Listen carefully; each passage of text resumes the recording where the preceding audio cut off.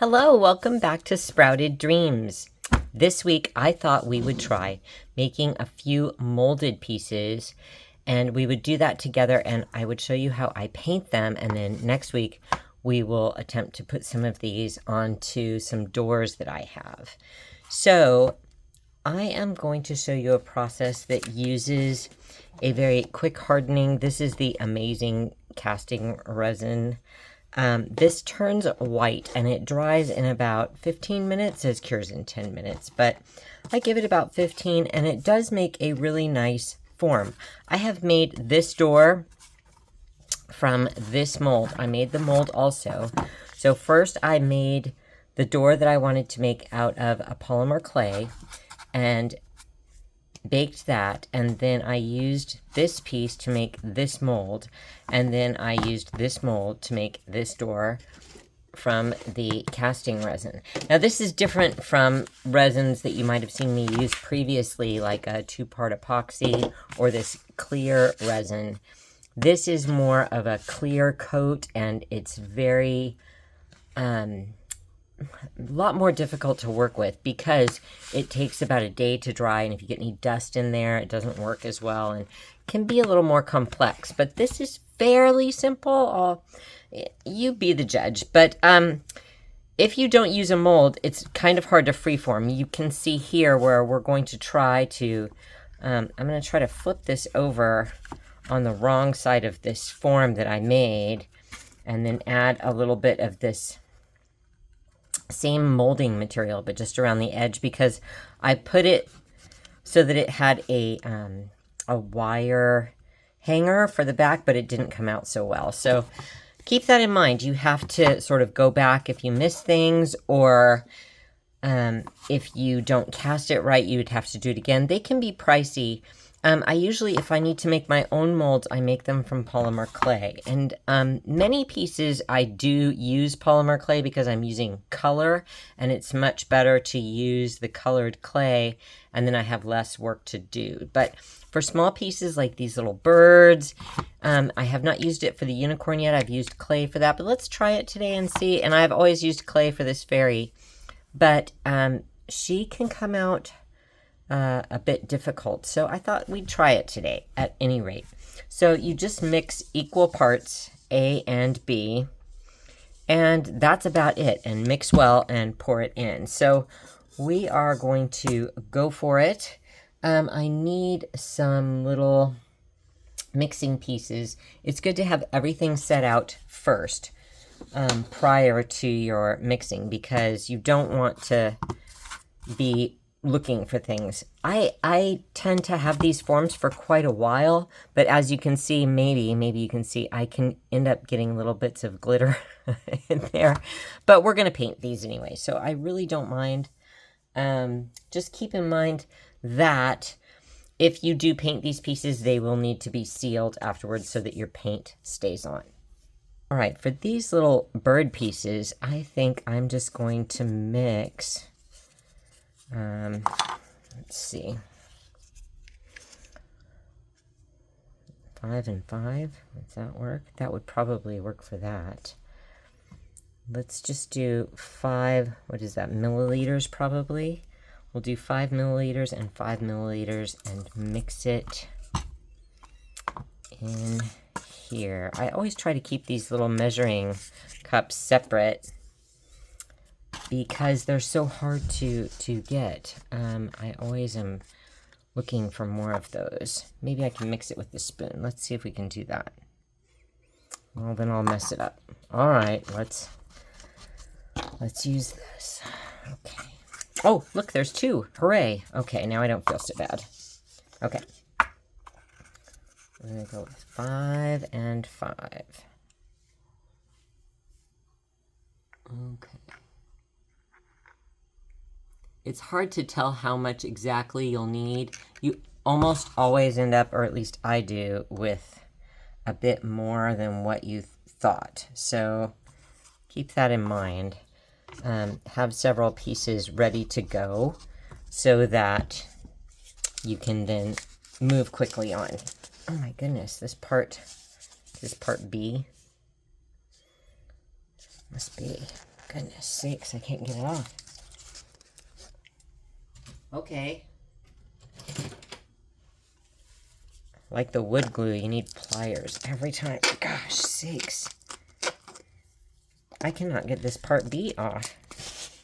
Kind of before we need it. I'm going to clean this out a little bit. So hopefully we can keep using this cup for today. That's the plan anyway.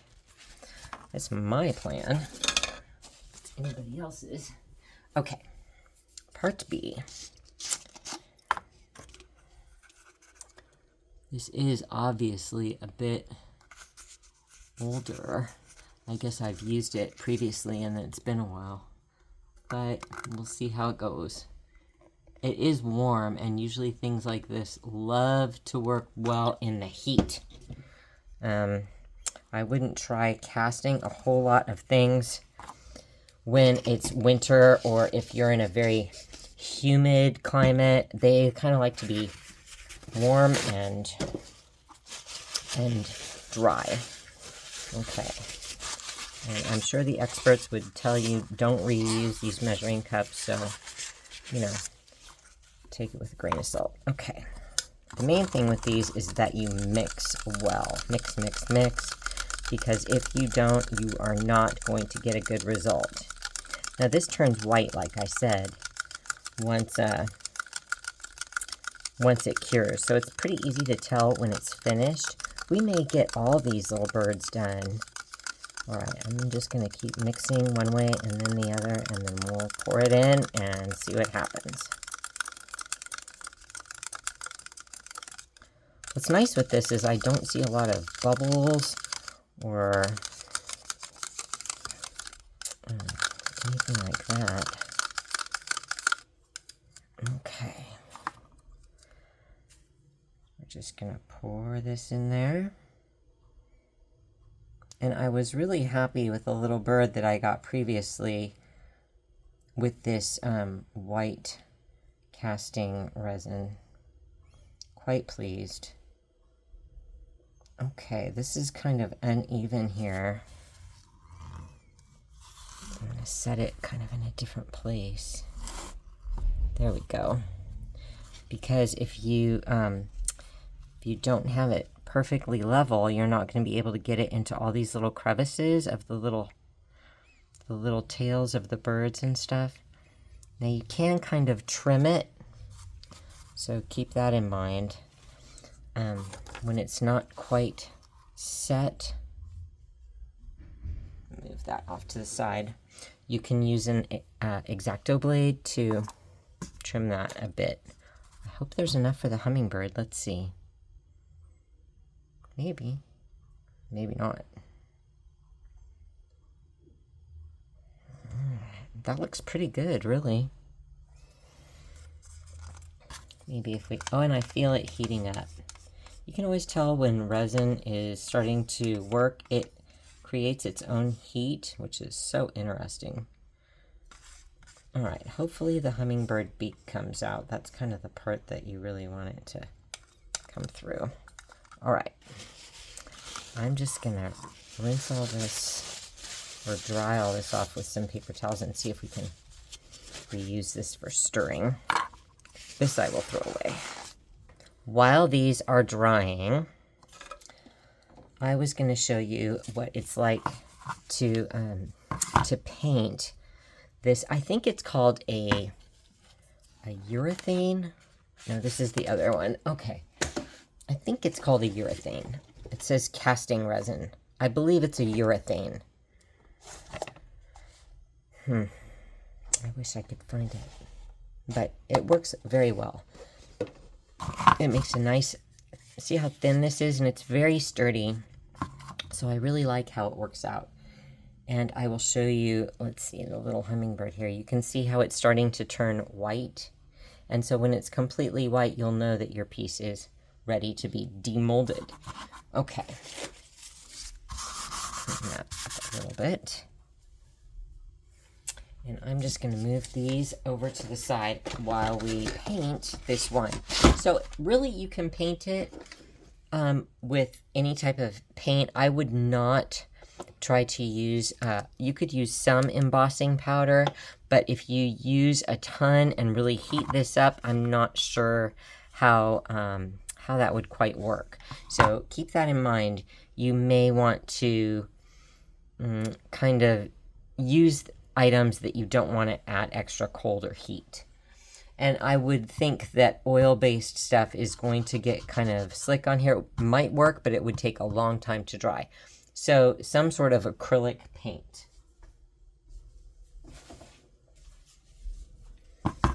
Okay.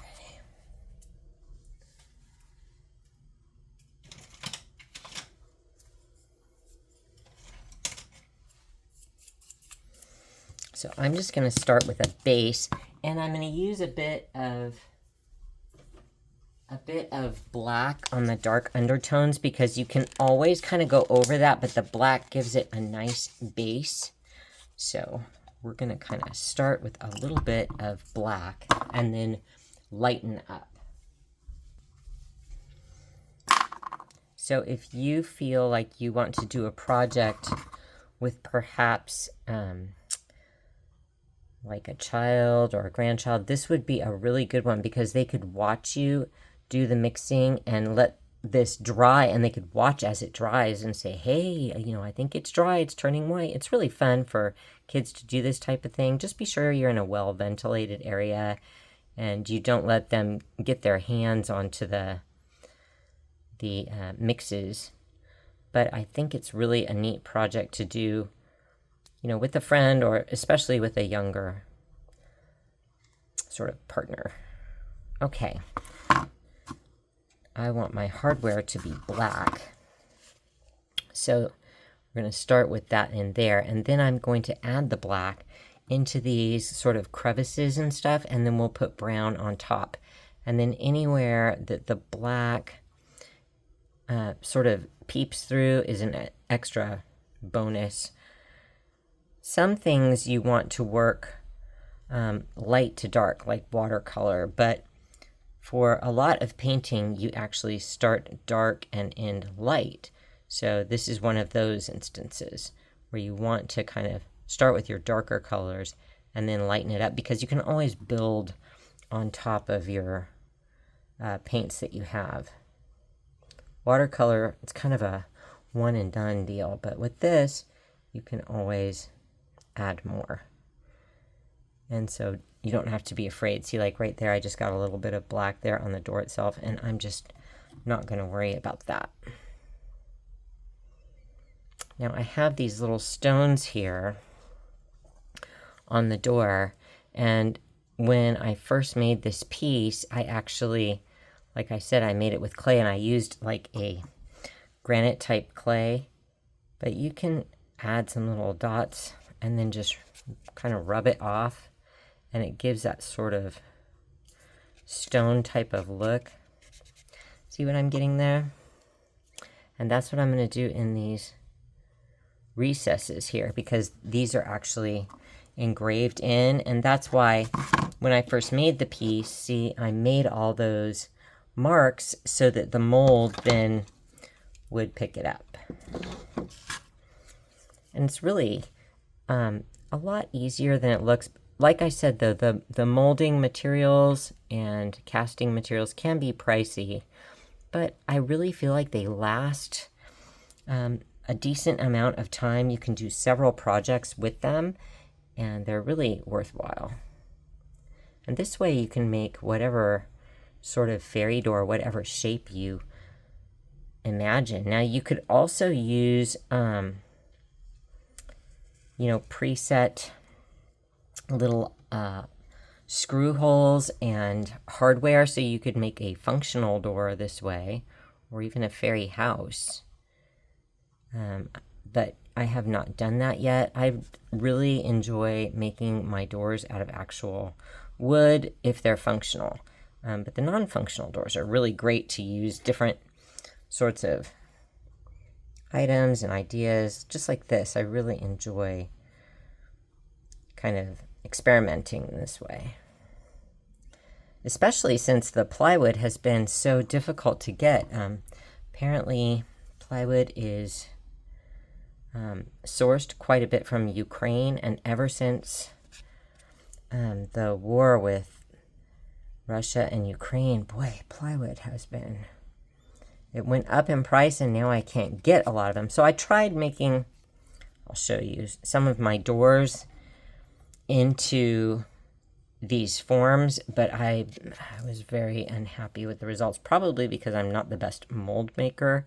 I'm sure that mold making is some kind of, really amazing talent that obviously would take a lot more effort. I mean, I have not made a lot of them. Now, this looks very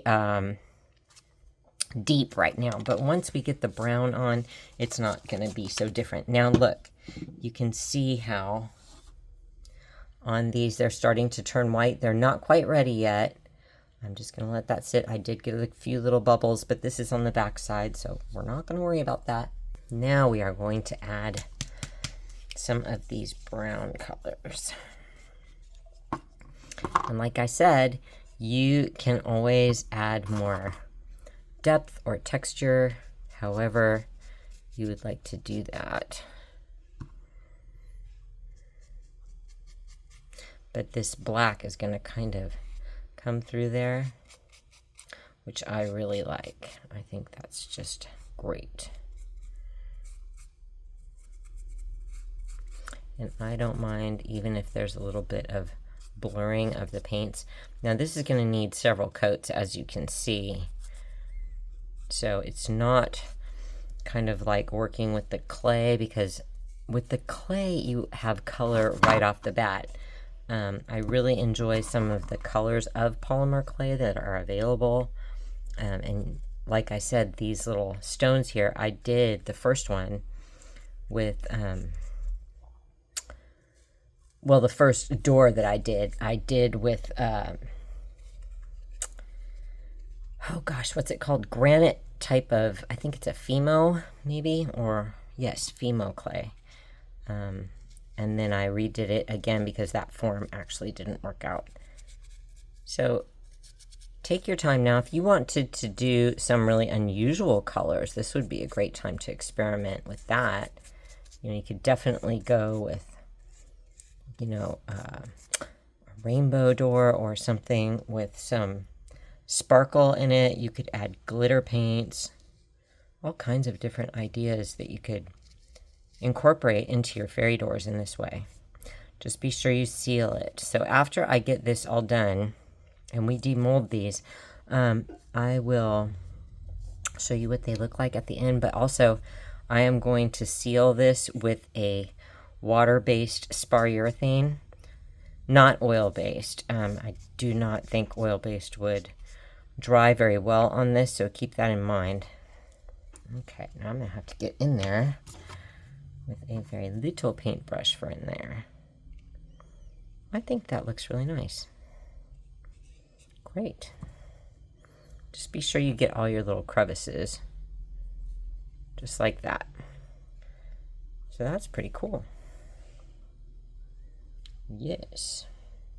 Now that's going to need another coat. Now I had a lighter color around the edge, I believe. But let's set this aside and see if some of these are ready.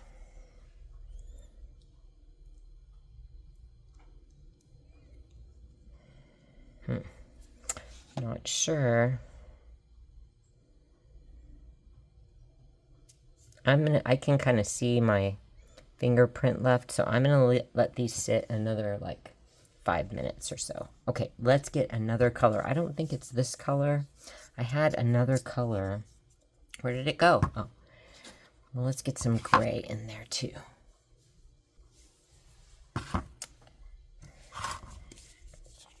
See, so this way you can make fairy doors without too much trouble, and this is very safe for outside. So if you don't have the capabilities of a saw and a sander and all of the tools it takes, you could do it with forms for sure and just go on a totally different path with your assembly. Now that probably needed some of the dark put in there for the recesses of this outer part. So I'm going to go back. I'm going to add some of this dark, I think, into this on the side here, because that does not look like it's really authentic there. There we go. I really like for the wood to have grain and texture, and I always try to find very special pieces of wood, of course, for my one-of-a-kind fairy doors. But you also want to be able to make a replicate, got the right word there, for those types of pieces. So that was kind of my idea for starting working with this stuff. My skill level is not the greatest, but as you can see, it's pretty simple. And these pieces I have just bought over the years, the forms that are on the these pink ones that we have the casting resin in. I have just bought those over the years, here, there, and kind of everywhere. And as long as you take care of them, they really do last. All right, there, that looks a little bit better. It didn't look like it was really textured enough. There we go. That's better. Very fun. It has been so hot here. Last weekend was 4th of July, and we went to Anime Expo. If you want to see my outfit, be sure to check out last week's video. That was really fun. I spent forever on that outfit, but it was worth it. But let's see. We went on Thursday, the 4th, and we went again on Saturday, but Friday in between. My daughter and I did some shopping and just kind of hung out together, and it was 113. Oh my goodness, 113. Can you believe that? That's just not even human. So if it's less than 113 where you are, count yourself blessed, because that was like walking into an oven, seriously, when you went outside. Okay. Now that we have this all painted, we should be able to check on the casting pieces again. There. See how nice and textured that looks now? And then we're almost ready to do the little stones here. Yes, very fun. Okay. I'm quite pleased with that. Very happy. Okay. Has a little boo-boo in there with the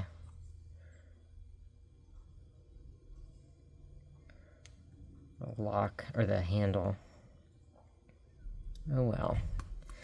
We'll go back and get it again, I guess.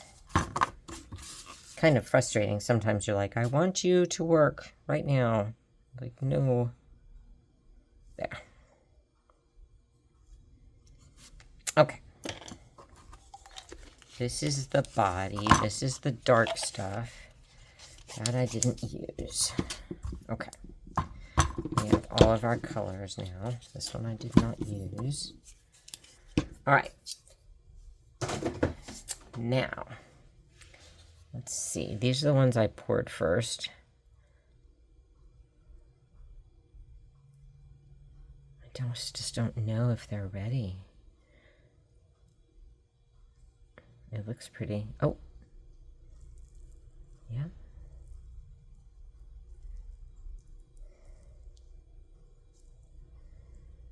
I'm gonna let those sit. Could you see that? If you lift, it's in there, but I don't know how really dry it is. It feels, look, I can still push it with my thumb. So I'm gonna go ahead and let those sit a little bit more.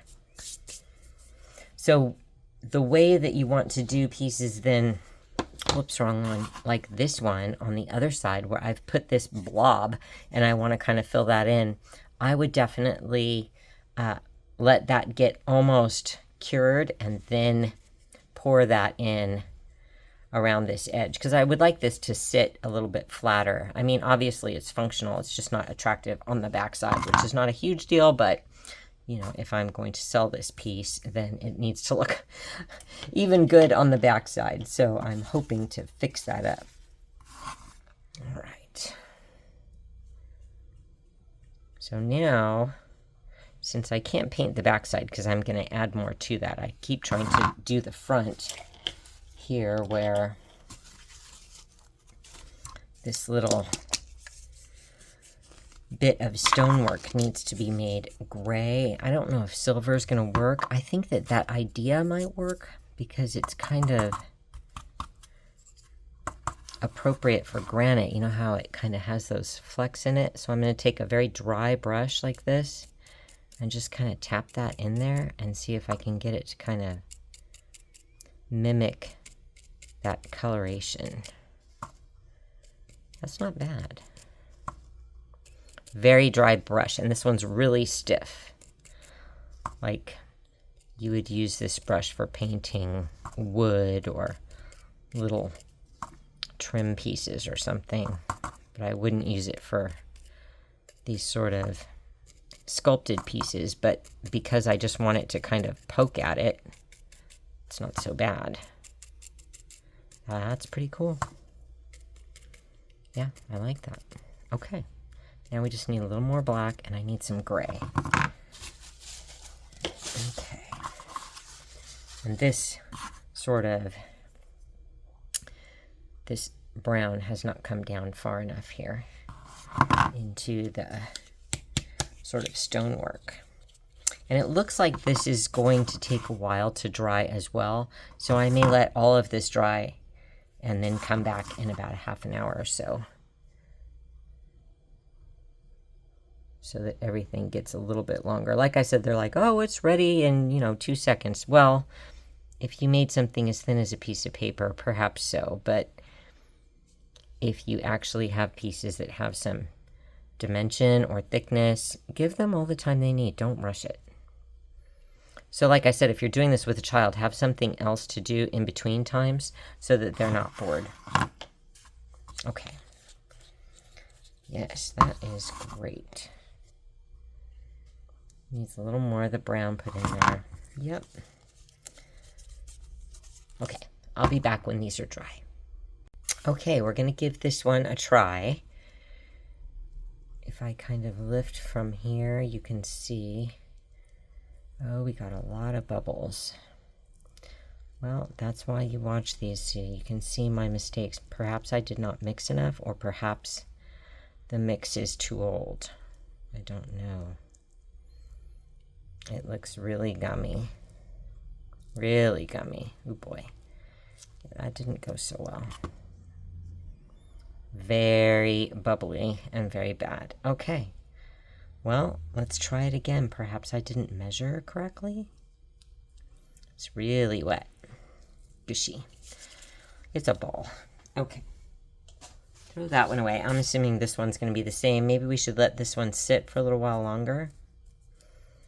I don't know. Maybe it's just, maybe they're all kind of hopeless. I'm not sure. Let's see. This one may have done better. I can't seem to get it out is the dilemma. It's simply not hard enough. That one was better. I'm thinking that I did not mix it well enough. It's not bad, but it's not good either. Okay.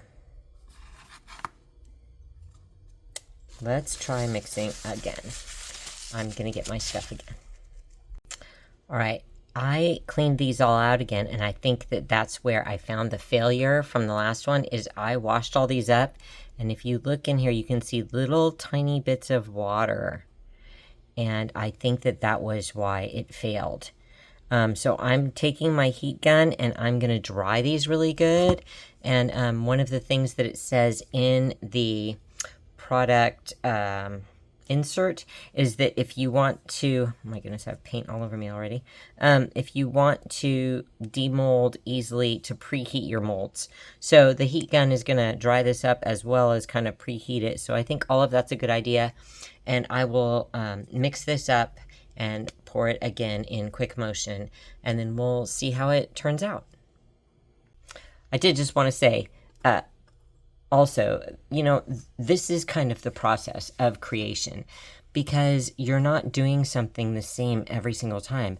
I'm always trying new things. Now, I know that I could take these molds and use polymer clay like I've been doing, and in fact, this door is this door in polymer clay, and this is with the urethane plastic stuff. So keep that in mind. Like, don't be afraid to experiment or make mistakes, or maybe it didn't work out perfectly, but maybe these will dry and they'll be great. I don't know, but don't be afraid to try new things, because you'll end up with some spectacular results along the way and a few flubs. So don't be afraid to try.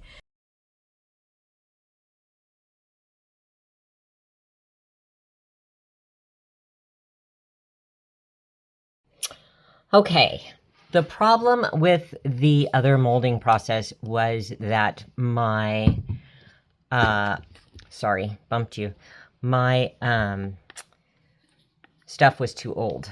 So I bought new, and it works absolutely perfectly. So I re-poured these, and now you can watch as I unmold them. And these turned white very quickly. In fact, I had mixed up some to do this piece, and it started to harden even before I could get it out of my mixing container. So if you have problems, check and make sure that you're stirring thoroughly, your items are all clean, you're in a warm, dry place. But if all of that is correct, it's probably that your, oh my goodness, casting resin has gone bad. So now you can watch as I demold. See, there's no stickiness, there's no gumminess, and these are just going to pop right out of the mold. Even this delicate beak on this hummingbird. Now this will dry completely in a longer period of time, but as you can see, this came out really nice and with lots of detail and absolutely firm, no stickiness at all. The other was oily and just terrible, you saw. So now we are ready to undo those little birds.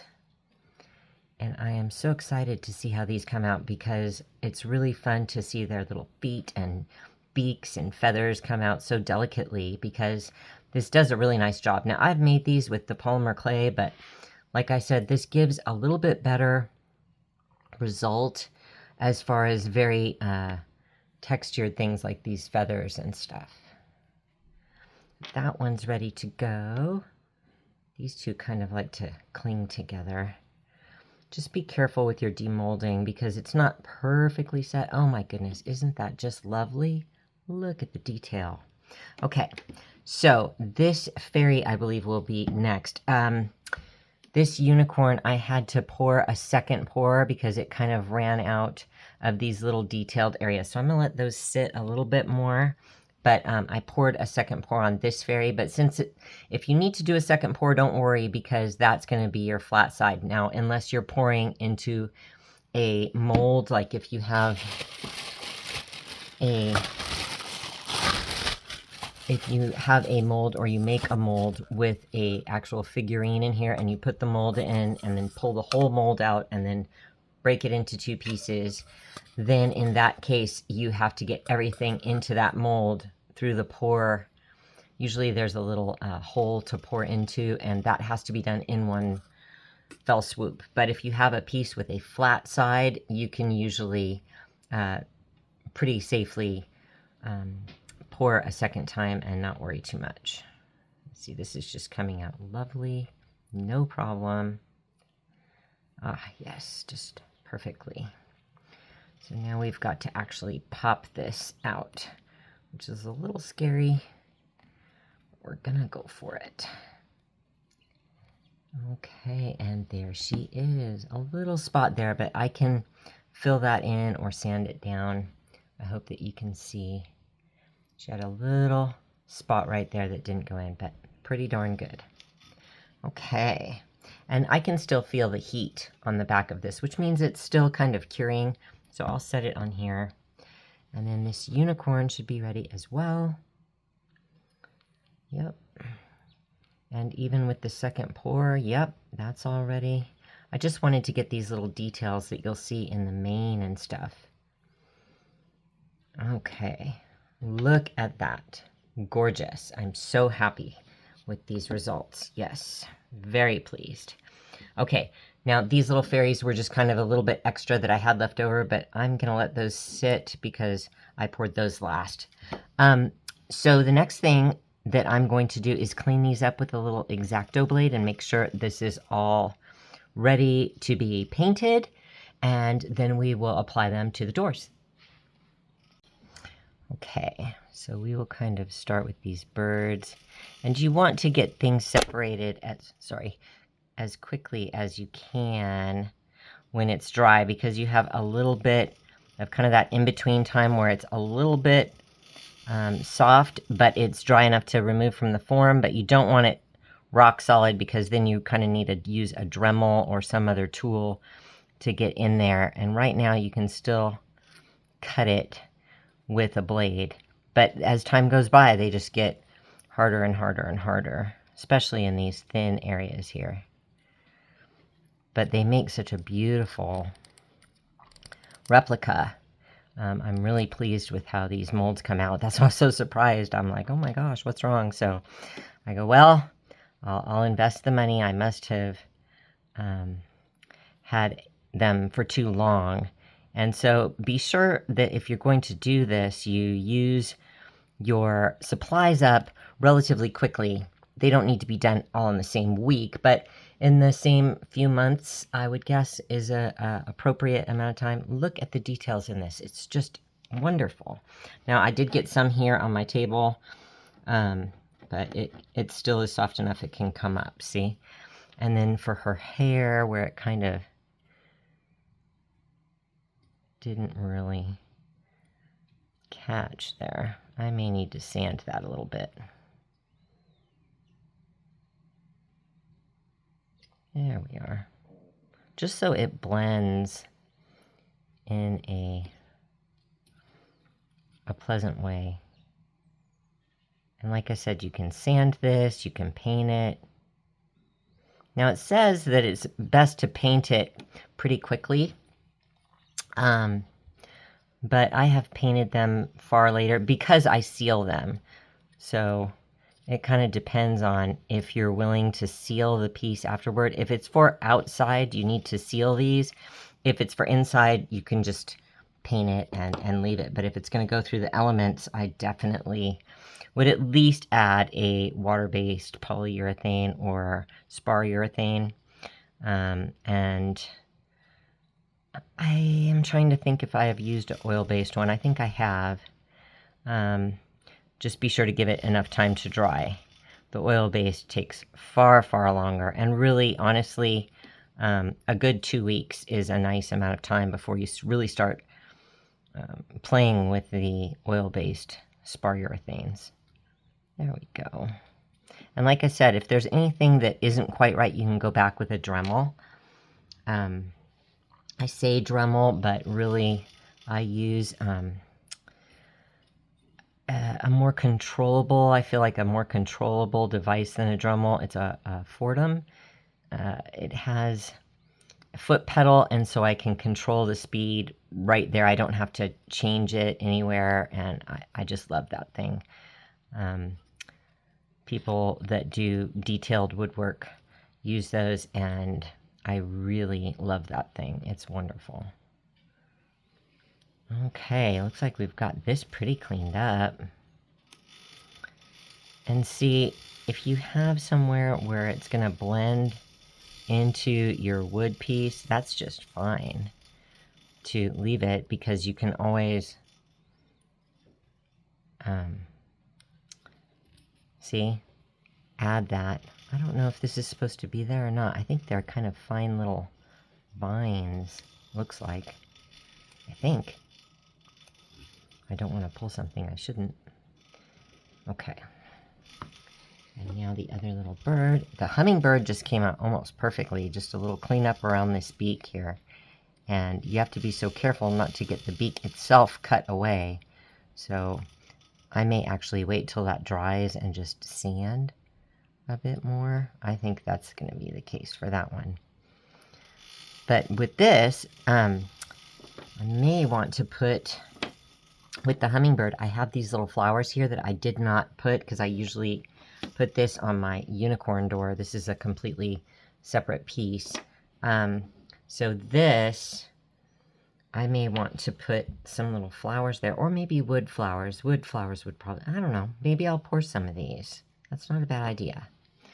Maybe we'll do that as well. But let's get to the painting, shall we? So once you get to the painting, it helps to sort of differentiate your design that you want to have from the part that you want to cut away, and it makes sanding a little bit easier. So I hope that makes sense. Like, it's hard to see what part of this beak I want to keep. See, and you can kind of push it in almost a little bit. Okay, I'm gonna pour these through. It looks like these fairies are ready to pop out though, so let's see. Yeah, probably a little overdone. Come out. There they are. Yes, very fun. So much fun. Oh my goodness, I let those sit a little too long, didn't I? See, and now it's kind of hard to cut. Still a little soft though, not too bad. And then these fairies can be glued on to whatever sort of piece you're working on. You could glue them onto your fairy houses or fairy doors, or even like these little fairies you could put inside a seashell or something. And I would recommend a silicone-based glue called E6000. It just works extremely well for outdoor use and for holding clear items really nicely. I'm just going to kind of score this a little bit before I get in there. So yes, glue with the E6000, and you could put them almost anywhere. And this is the Alumilite, very reputable name in resins and epoxies, pourable epoxy resins. And if you have any trouble with allergies or skin sensitivity, I would definitely wear gloves. Some people are really affected by these products, so keep that in mind if you're a very sensitive person. And just keep in mind you want to be in a well-ventilated area as well. Okay. I am going to go get my paints, and we will be ready to paint those little birds in just a moment. And like I said, I will have to get in and sand some of these little areas here on these fairies, and probably a bit on that hummingbird. Oh, so pleased with how these came out. Okay. I am gonna go get the paint. I keep saying that, and then I don't move, right? Go get the paint. Move it. Move it, Abigail. Move your butt. Okay. I'm moving. Honest, I am.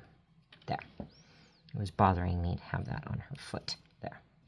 She has a lot more cleanup to do. I was just trying to get it before it got too hard. And that time has passed. Well, I tried. Okay.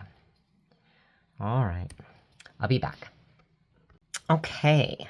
I think this little sparrow here is ready to paint. I want to make him kind of a light brown, so I'm going to kind of mix this tan with this brown and yellow, and I'm going to leave some white as well. So I'm going to take a bit of this tan color and then a bit of this brown and kind of mix, because I think this brown's a little dark. But if I mix it in here, I'm going to get a nice variation, and then maybe I'll add a little of the brown in. So I think that maybe his head and tail should be yellow. I'm just making it up. It's my bird, and I can make it however I want. So keep that in mind. Like, you can, of course, if you're a real bird watcher and you love to sort of see all the different species of birds, you could certainly paint your favorite one, and that would be really fun. But I kind of like to just make it up as I go, too, sometimes. Not all the time, but why not? You know, maybe I'll make this kind of a little yellow door. Maybe I'll make his head black, now that I think about it. And then I want his little feet to be a very dark brown, so I'm going to just use this dark brown for his feet. His little feet here, and maybe a little of the tan around his belly, because they do get kind of dirty on their undersides. And then a dark beak. And this is acrylic paint, and let it dry thoroughly before you seal it. Let it sit for a good day, at least overnight. Okay, I'm going to change that to black, I think, actually. I'm going to add a little bit of dark in here, but just kind of watered down. And then I'm going to put some of this yellow in there as well. So he has some of that really bright yellow, like it's under his wings or something. And then that on his head. He'd have a big yellow head. Why not? And then I'll get the black out, and I'll do black around his eyes and his beak. I think the beak would look better black. Maybe. Maybe not. Let's see. And keep in mind, if you don't like it, this is acrylic paint, so after it dries, you could just paint over it if you don't like it. No problem there. Which is really comforting, because sometimes I'm like, oh, this should be, you know, purple. And then I'm like, oh, that looks awful. Totally, you can change your mind. Okay, now we need some solid amount of this tan here to kind of blend these little areas where the brown and beige kind of meets. Oh, that looks good. Very happy with that. Yes. And a little smudgy of tan here as well. And I think I'll just leave that kind of yellow. Yeah, like he's got a bright yellow tail and a bright yellow head. So cute. All right, now we just need to get the black for his eye. That's not bad. Yeah, really happy with that. And that is so expressive and cute. Now, I think when you have really tiny areas like this eye, I like to get a toothpick or something really tiny to get in there. I think this is just some little blade of grass or whatever.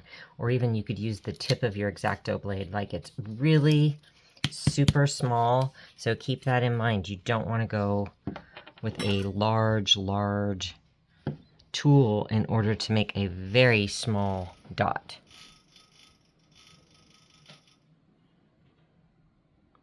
You can always add more.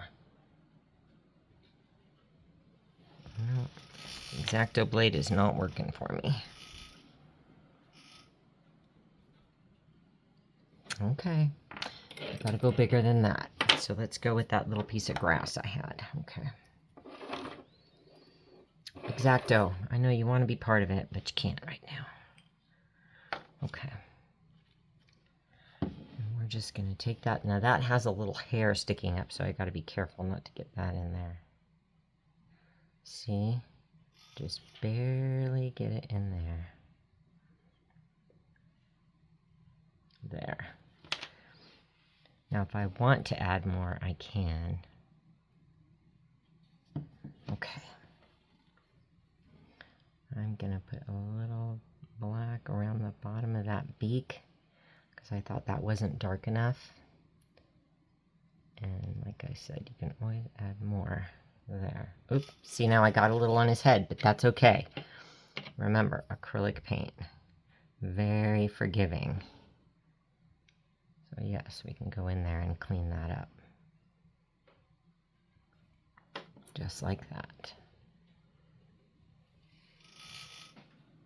Okay. I think that that's my little bird. Maybe a little bit of darker brown on the tail, maybe. Maybe a little under that wing. There, just like that. Oh, so cute. I think that's pretty good. Well, it doesn't look quite yellow enough here. Add a little more yellow. Yeah, make sure that you get the top too, because this will be seen from several angles as the door opens and closes. So be sure that you get your piece in there. I love that. That's just awesome. Super happy. Okay. Now let's see how we're going to put this onto a door. Okay. So I actually made 2 of these. I painted them slightly different to see. I tried this design in so many different ways on so many different shapes of doors, but I think I have it. I mean, this one came out wrong for my signature. It has too much of a little like knob on this top part, so I really wanted to use this door, but I think actually that this sort of shorter, chubbier shape works best, because the way that the bird is it's perched facing to the left, and so if you put a branch for it to sit on, that's great, but the problem is you've got to get the doorknob in there without it looking like it's laying an egg. So I'm actually thinking, and see, if you go this way, the tail comes out incorrectly. So perhaps something like this, and then have the bird sit there, and then maybe have another little piece here. And where'd my doorknob go? There it is. Something kind of like this, where the doorknob kind of fits into the shape of the little tree. And then maybe even an extra kind of curly Q piece this way. Maybe something like that. Because if I add too thick, you know, of a thing like this, or I try to add more than one bird, I thought I was going to use both of these birds, and the problem is they both face left. So work with your pieces and work with your shapes until you find something. I thought I would use this door, but it's the same dilemma. Like, you've got to get the bird sitting on a perch or make a whole nest. And so I tried all these different things, and I'm going to actually get everything sanded and glued down. I'll put that in fast motion so that you can see, and hopefully we make a nice shape at the end.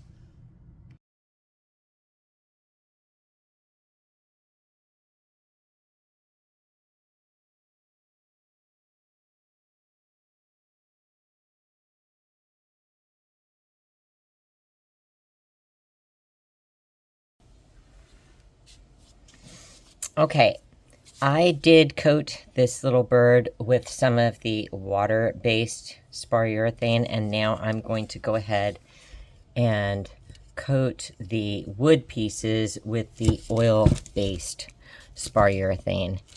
And I just use my gloves here as my tool, and